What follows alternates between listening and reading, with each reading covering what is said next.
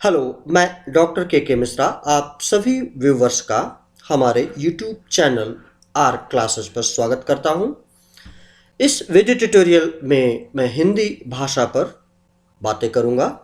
जैसा कि previous video tutorial में हमने अलंकार पर अपना डिस्कशन रखा था, हम उसी को आगे बढ़ाते हैं। हमने समझा पिछले वीडियो ट्यूटोरियल में कि अलंकार को हम मुख्यतः दो भागों में देख सकते हैं, शब्दा अलंकार और अर्था अलंकार। शब्दा अलंकार में हमने जाना कि अनुप्रास अलंकार या यमक या श्लेष अलंकार क्या होता है। कई सारे उदाहरण से हमने समझने की कोशिश की। आज हम यहाँ पर अलंकार के दूसरे भाग का पर डिस्कशन करेंगे और हमें यकीन है कि आप सबको यह पसंद आएगा। यह हिंदी भाषा भी इम्पोर्टेंट है आप सभी लोगों के लिए, क्योंकि इससे क्वेश्चंस डिफरेंट कॉम्पिटिटिव एग्जामिनेशंस में पूछे जाते हैं। आइए अब हम विस्तृत रूप से देखते हैं इस वीडियो ट्यूटोरियल में अदर पार्ट जो अलंकार का है उस पर हम बात करेंगे।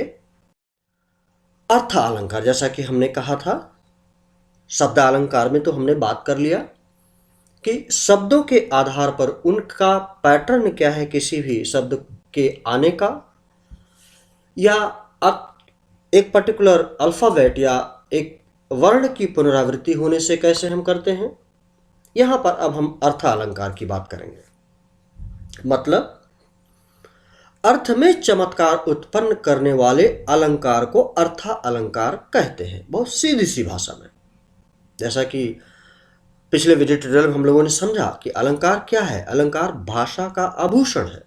मतलब अलंकार जो कि भाषा में आसक्ति पैदा करे, आकर्षण पैदा करे, अपने तरफ ध्यान केंद्रित करे, उसको सुंदर बनाए। तो भाषा की सौंदर्यता को बढ़ाने के लिए जो कुछ भी हम प्रयुक्त करते हैं उसे अलंकार कहते हैं। तो किसी में भी अगर अर्थ में कुछ ऐसा बदलाव आए, ऐसा चमत्कार हो कि वो लोगों को अच्छा लगे, उसके माध्यम से काव्य के सौंदर्य में वृद्धि हो, तो हम उसे अर्थ अलंकार कहेंगे। अर्थ अलंकार 5 प्रकार के होते हैं: उपमा अलंकार, रूपक अलंकार, उत्प्रेक्षा अलंकार, अतिशयोक्ति अलंकार और मानवीकरण अलंकार। अब हम इसको पूरे विस्तृत में आगे पढ़ेंगे, और पढ़ेंगे ही नहीं, कई उदाहरणों से इसको हम जानने की कोशिश करेंगे कि देखते ही हमें पता लग जाए।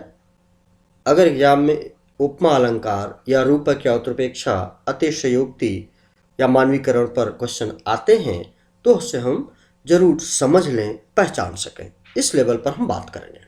नाउ कम टू उपमा अलंकार। जब काव्य में किसी वस्तु या व्यक्ति की तुलना किसी अत्यंत प्रसिद्ध वस्तु या व्यक्ति से की जाती है तो वहां पर उपमा अलंकार होता है। इनफैक्ट इंग्लिश लैंग्वेज में इसी को हम सिमिली बोलते हैं। जैसे यहां पर एग्जाम्पल दिया, पीपर पात सरिस मन डोला। मतलब मन के डोलने की तुलना पीपल के पत्ते के डोलने से की गई है। यानी कि मन की तुलना, मन के डोलने की तुलना पीपल के पत्ते से की गई है। पीपर पात सरिस मन डोला। अब ऑब्वियसली हमें पीपल के पत्तों से ऑक्सीजन मिलती है, हवा चलती है, वहां ठंडी ज्यादा होती है, यह प्रसिद्ध चीज है। तो इसकी तुलना किसी भी व्यक्ति के मन से की जा रही है। इस तरीके से हम देख के पहचान सकते हैं। उपमा अलंकार के 4 अंग होते हैं। इसको हम समझने की कोशिश करते हैं। 1, उपमेय, यानी कि जिसकी उपमा दी जाए। अब यहां पर थोड़ा तो ध्यान से में आपको देना पड़ेगा, थोड़ा सा दिमाग में रखना पड़ेगा। उपमेय, जिसकी उपमा दी जाए। अब उपर्युक्त पद में किसकी उपमा दी गई है? मन की उपमा। किसी से तुलना की गई है? पीपल के पत्ते से। तो यहां पर उस ऊपर जो उदाहरण दिया हुआ है उसमें मन उपमेय हो गया। उपमान, जिस प्रसिद्ध वस्तु या व्यक्ति से उपमा दी जाती है, यानी कि पीपल का पत्ता वहां पर उपमान हो गया। समान धर्म, उपमेय उपमान की वह विशेषता जो दोनों में एक समान है, यानी कि हिलने की बात। उपयुक्त उदाहरण में डोलना या हिलना यहां समान धर्म है। वाचक शब्द, तो चार बातें हों, वह शब्द जो उपमेय और उपमान की समानता प्रकट करते हैं। अब इस इतनी बात को समझते सुन करके एटलीस्ट हम ये जान सकते हैं कि उपमा अलंकार क्या होता है। मतलब जहां पर तुलनात्मक दृष्टि से कोई भी तुलना करने की बात किसी भी काव्य में आए। इसके चार अंग होते हैं: उपमेय, उपमान, समान धर्म, वाचक शब्द। उपमेय क्या है? जिसकी उपमा दी जाए। उपमान, जिससे उसकी उपमा दी जाए। समान धर्म, मानी कि वह विशेषता जो दोनों में बताई जा रही कि ये इसमें भी है, इसमें भी, उसको समान धर्म कहेंगे। वाचक शब्द, यानी कि जिन शब्दों से वो प्रकट किया जा रहा है। जैसे सरिस वाचक शब्द है, स, सम, सी, सरिस, इव, सामना आदि कुछ और भी वाचक शब्द हो सकते हैं। आगे चलते हैं, अन्य उदाहरण देखते हैं। मुख मयंक सम मंजु मनोहर। अब यहां पर क्या है? उपमेय क्या है? जिसकी तुलना की जा रही है। मुख उपमेय है। उपमान मयंक। साधारण धर्म क्या है? मंजु मनोहर। वाचक शब्द सम, यानी कि जिससे उनकी तुलना, वाचक शब्द जिस शब्द से वो प्रकट किया जा रहा है। दूसरा आते हैं, हाय फूल सी कोमल बच्ची हुई राख की ढेरी थी। अब यहां उपमेय क्या है? बच्ची, उपमान फूल, साधारण धर्म कोमल, सी वाचक शब्द हुआ। तीसरे में हम आते हैं, निर्मल तेरा नीर अमृत सम उत्तम है। अब यहां उपमेय नीर हो गया, पानी हो गया। उपमान अमृत है। साधारण धर्म उत्तम, यानी कि पानी और अमृत दोनों ही उत्तम है। एक प्रकार से पानी को अमृत भी कभी कभी बोला जाता है। वाचक शब्द क्या है? सम। तो इस तरीके से इन सभी को देख करके हम समझ सकते हैं कि उपमा अलंकार क्या होता है।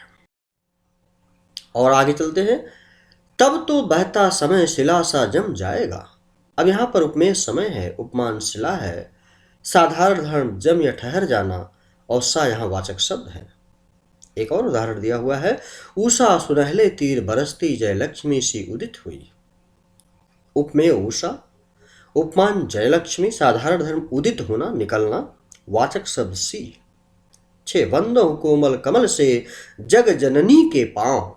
अब यहां पर उपमेय जग जननी के पैर, उपमान कमल, यानी कि जग जननी के, जगत जननी के पैर कमल के समान, साधारण धर्म कोमल होना, वाचक शब्द से है। आते हैं रूपक अलंकार।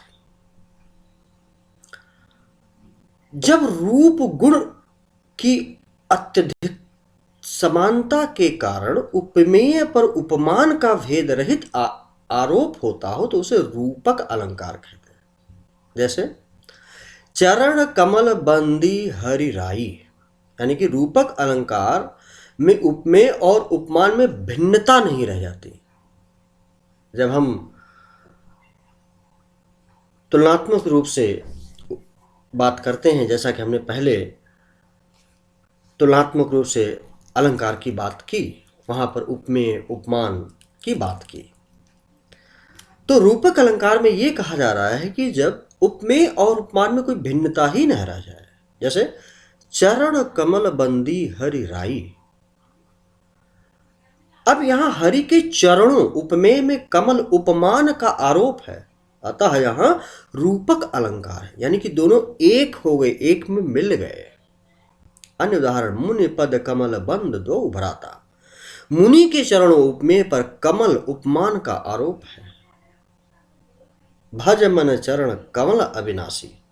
ईश्वर के चरणों उपमेय पर कमल का उपमान का आरोप है। कि उनके चरण कमल के समान हैं। रूपक अलंकार। बंद नहीं अब भी चलते हैं नियत नटी के क्रियाकलाप, यानी कि यहाँ पर व्यवहार की बात है, प्रकृति के व्यवहार पर नियति की नटी यानी कि उपमान का आरोप है। सिंधु विहंग तरंग पंख को फड़का कर प्रतिक्षण में, यहाँ पर सिंधु उपमेय है, विहंग उपमान तथा तरंग उपमेय पर पंख उपमान का आरोप है। अंबर पनघट में डुबो तारा घट उषा नागरी, अंबर यहाँ उपमेय है, पनघट उपमान, और आगे भी हम देखते हैं उपमेय उपमान का आरोप हो रहा है तारा का। अब तीसरा हम आते हैं जो कि अर्थालंकार का तीसरा पार्ट है, उत्प्रेक्षा अलंकार। अब जैसा कि उपमेय उपमान समान धर्म और वाचक शब्द ये चार मुख्य रूप से हमें ध्यान में रखना होगा, इनको पहचानना होगा। इन्हीं के ही आधार पर आगे भी हम इन, चाहे वो रूपक हो, उत्प्रेक्षा हो या अन्य जो आगे आएंगे, उनको हम समझ पाएंगे। जैसे जब उपमेय में उपमान, उपमेय का मतलब जिसकी तुलना की जा रही, उपमान जिससे की जा रही है, उपमेय में गुणधर्म की समानता के कारण उपमान की संभावना कर ली जाए तो उसे उत्प्रेक्षा अलंकार कहते हैं। जैसे कहती हुई यूं उत्तरा के नेत्र जल से भर गए, हिमकणों से पूर्ण मानो वो हो गए पंकज नए। अब यहां पर देखिए आंसू भरे नैनों में ये उपमेय है। अब इनकी तुलना हिमकरणों से परिपूर्ण कमल यानी उपमान की संभावना प्रकट की जा रही है, अतः यहां उत्प्रेक्षा अलंकार है। उत्प्रेक्षा अलंकार की पहचान मनोह, मानो, जानो, जनोह, ज्यों, जनु ऐसे शब्द जहां प्रयुक्त हों, ये याद करने की भी जरूरत है, वहां पर उत्प्रेक्षा अलंकार रहेगा। धाम धाम काम सब त्यागी, मनोह रंक निधि लूटल। अब यहां मनोह आ गया, उत्प्रेक्षा अलंकार। यहाँ राम के रूप सौंदर्य उपमेय में निधि उपमान की संभावना है। दादुर धुनि चहु दिशा सुहाई, वेद पढ़े जन बटु समुदायी। यहाँ मेढकों की आवाज उपमेय में ब्रह्मचारी समुदाय द्वारा वेद पढ़ने की संभावना प्रकट की गई है। देख रूप लोचन ललचाने, हर से जन निज निध पहचाने। तो अब यहां पर ऊपर के शब्दों को देखिए, मनोह, मानो, जानो, जनो, ज्यों, जनु ऐसे यदि शब्द आते हैं तो वहां पर उत्प्रेक्षा अलंकार होगा। अति कटु वचन कहत कैकेयी, मानहु लोन परे जरे पर देई। अब यहाँ कटु वचन से उत्पीड़न पीड़ा उपमेय में जलने पर नमक छिड़कने से हुए कष्ट की संभावना प्रकट की गई है। चमचमात चंचल नयन बिच घूंघट पर छीन, मानहु सुर सरिता विमल जल उझरत जुगमीन। यहाँ घूंघट के झीने से परों के ढके हुए दोनों नयनों उपमेय में गंगा जी में उछलती हुई युगल मीन यानी कि उपमान की संभावना प्रकट की जा रही है। अतिशयोक्ति अलंकार।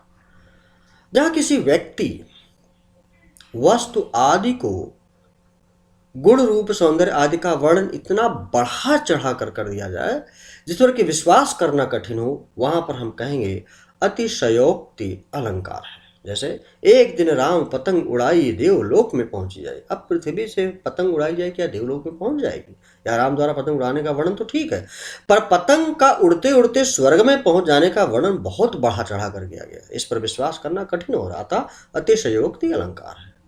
दूसरा, देख लो साकेत नगरी है, यही स्वर्ग से मिलने गगन में जा रही है।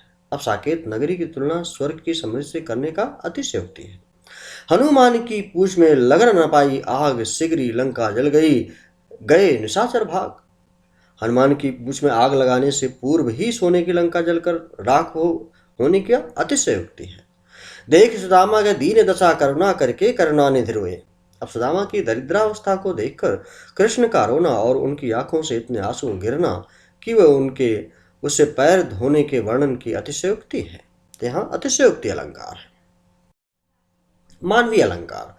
जब जड़ पदार्थों प्रकृति के अंग, नदी, पर्वत, पेड़, लताएं, झरने, हवा, पत्थर, पक्षी आदि पर मानवीय क्रियाओं का आरोप लगाया जाता है, अर्थात मनुष्य जैसा व्यवहार, जिसको कि हम इंग्लिश में पर्सोनिफिकेशन भी बोलते हैं, तो ऐसे में हम मानवीय करण अलंकार होता है। जैसे हर्ष आया ताल लाया पानी परात भर के, मतलब यहाँ मेहमान के आने पर तालाब द्वारा खुश होकर पानी लाने का कार्य करते हुए दिखाया गया है, अतः यहाँ मानवीकरण अलंकार है। मैं मसे भीगती गेहूं की तरुणाई फूटी आती है, यहाँ गेहूं की तरुणाई फूटने में मानवीय क्रियाओं का आरोप है। अदरवाइज तरुण शब्द तो मनुष्यों के लिए है, गेहूं के बाल के लिए नहीं है। यौवन में माती मटर बेली अलियों से आंख लड़ाती है, मटर बेल का सखियों से आंख लड़ाने में मानवीय क्रियाओं का आरोप है। लोने लोने से वे धने घने चने क्या बने बने इठलाते हैं, हौले हौले होली गागा धुंधर पर ताल बजाते हैं। यहाँ चने पर होली गाने, सज धज कर इतराने और ताल बजाने में मानवीय क्रियाओं का आरोप है वसुंधरा बिखेर देती मोती सबके सोने पर, रवि बटोर लेता है उसको सदा सवेरा होने पर। यहाँ पर वसुंधरा द्वारा मोती बिखेरने और सूर्य द्वारा उसे सवेरे एकत्र कर लेने में मानवीय क्रियाओं का आरोप है। तो इस प्रकार से हमने इन दोनों वीडियो ट्यूटोरियल्स को मिलाकर शब्दा अलंकार पहले में और इस पर्टिकुलर वीडियो ट्यूटोरियल हमने अर्थ अलंकार को समझाने की कोशिश की है कई सारे उदाहरणों के द्वारा। हमें यकीन है कि आपको ये जरूर समझ में आएगा, और यदि ये समझ में आया तो हमारे YouTube चैनल आर क्लासेस को सब्सक्राइब करना ना भूलें। Thank you. Please like and subscribe. Thank you very much. Have a nice time. Best of luck.